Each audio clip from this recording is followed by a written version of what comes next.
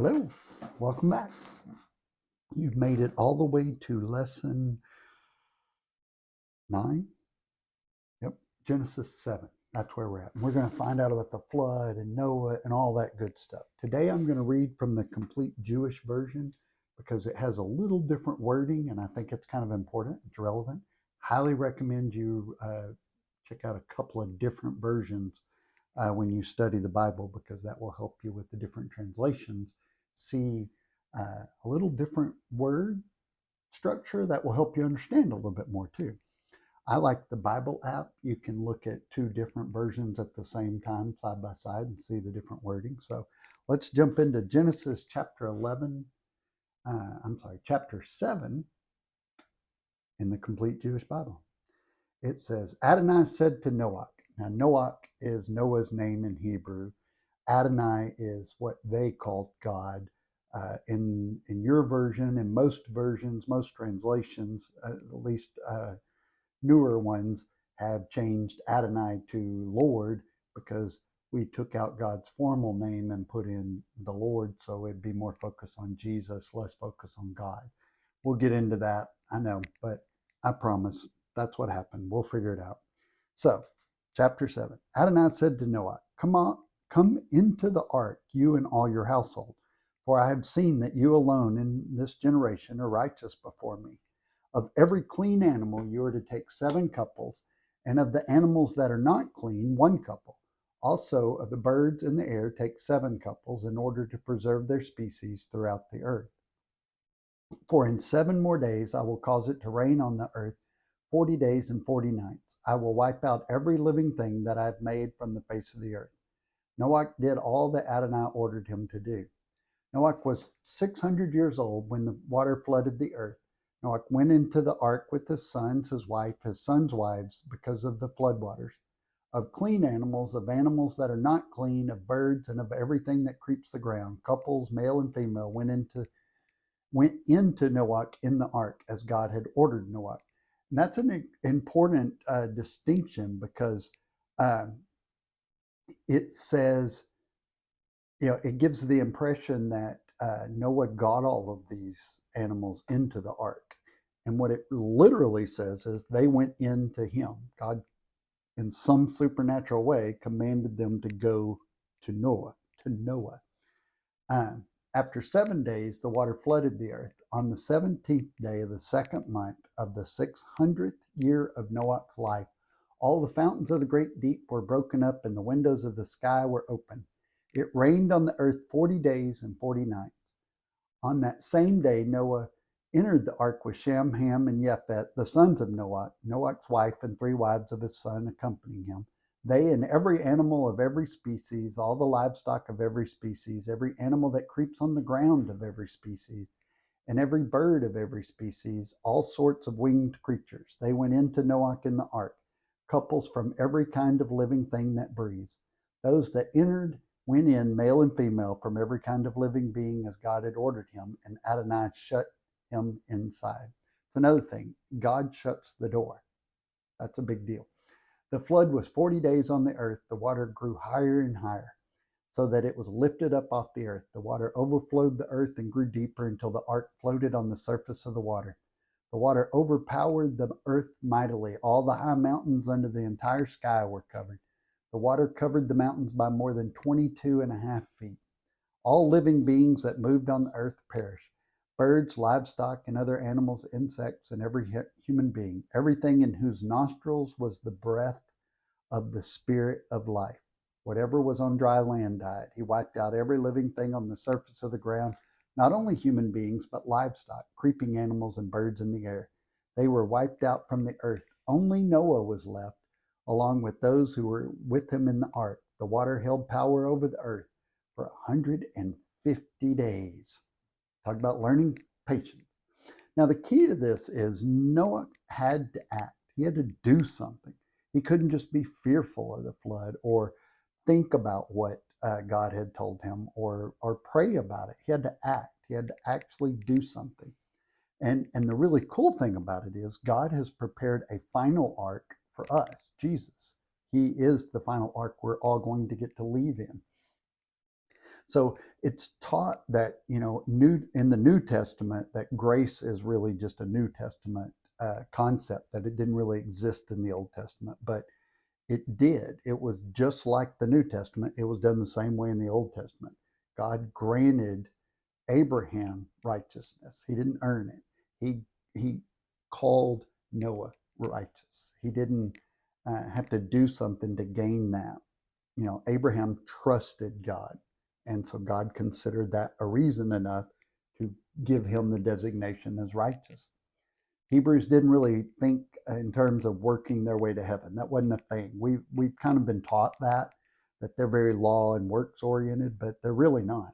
Heaven was not a goal. It was living with God, living now with God.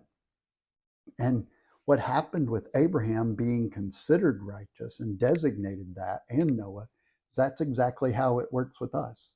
When we trust in Christ, Jesus, then God grants us righteousness. He observes us as righteous because of Jesus, because we trust in him. The law was never a salvation document. That was never what it was intended for. From the beginning all the way through Revelation, grace has always been the way for a right relationship with God. None of that's changed. We may have presented it as changed because of Jesus, but it's really not changed. It is done in the same way. So we'll see that as we kind of move along. Now, only some animals came in a single pair, and others came in 7 pairs.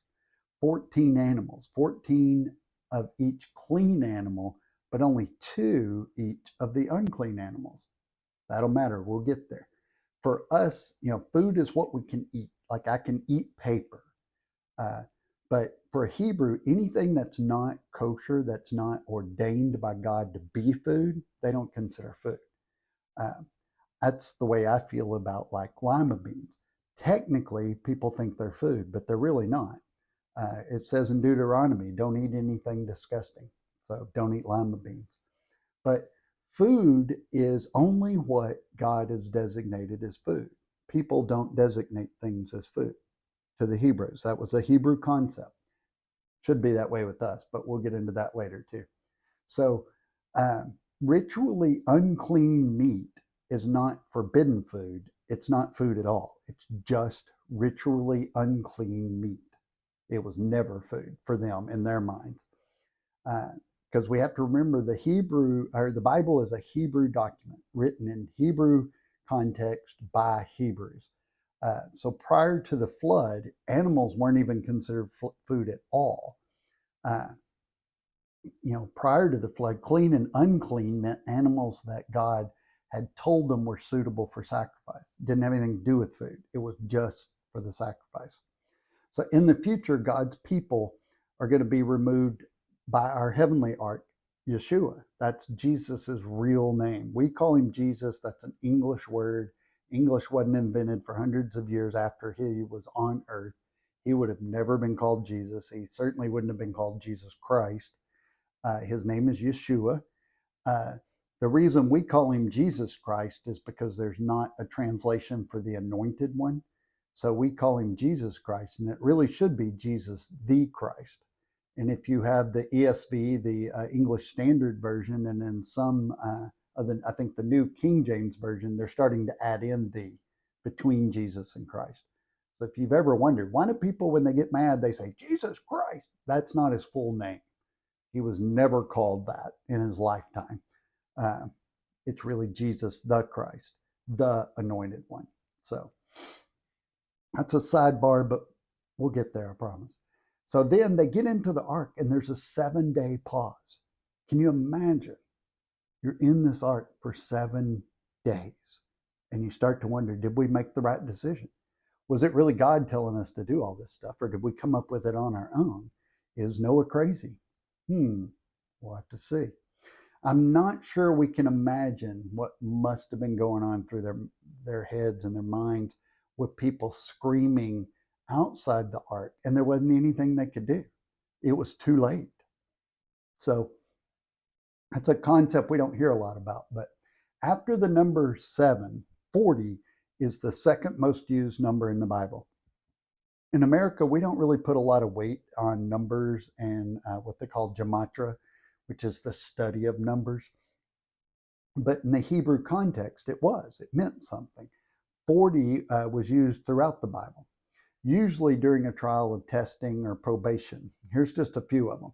It rained for 40 days, another 40 days until the mountains appeared. Jacob was embalmed for 40 days. Moses was on Sinai without food for 40 days. Jesus fasted out in the wilderness for 40 days. The 12 spies in Canaan did their job for 40 days. Nineveh was granted 40 days of repentance to avoid obliteration. 40 days is the purification time period required of a new mother. Isaac was 40 years old when he married Rebekah. Moses led Israel in the wilderness for 40 years. Kings David and Solomon each ruled for 40 years. Moses was 120 years old when he died, 3 times 40. So 40 is very dominant in the Bible, and we're going to look at each one of those as we kind of go along. But it was not just rain, too. It was the fountains of the great deep burst up, and water started coming up out of the ground. Underground caverns poured out onto the surface. No one had ever seen anything like this before. And they were inside the ark, so they weren't even really sure, I think, of what's going on. So they started questioning Moses. He may have come up with a bad idea, but doesn't really tell us any of those things. But verse 11 gives us the date the flood began. Since the beginning of the Hebrew year was originally in the fall, it was likely that the flood began in November.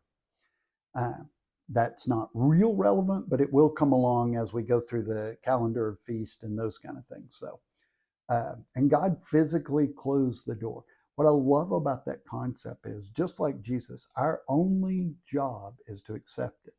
Moses' only job was to get in, and then God took care of all the rest. It's a pretty big deal.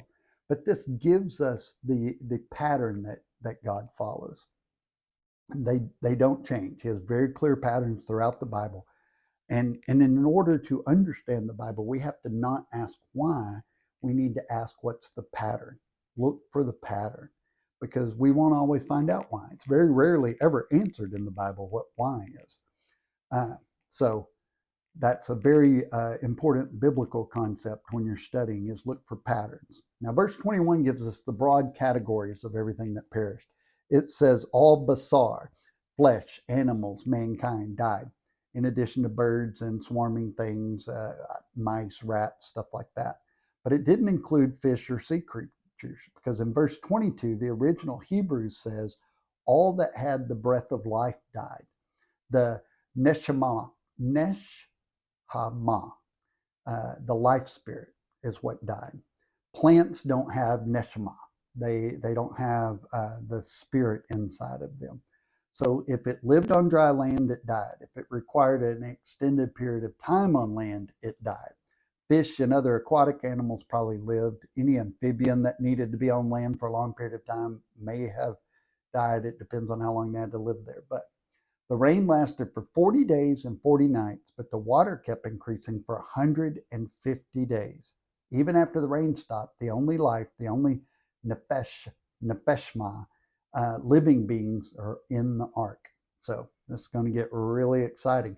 So think about 150 days. Today is almost the beginning of April, I guess. So you figure there's been about 90 days. So think about being on a boat, floating around with all these animals and all your family for about twice that, and not really knowing what's going to happen. So next week, we'll jump into Genesis 8. Don't forget to hit that share and subscribe button to make sure you get these when they're released. And we'll talk to you soon. God bless.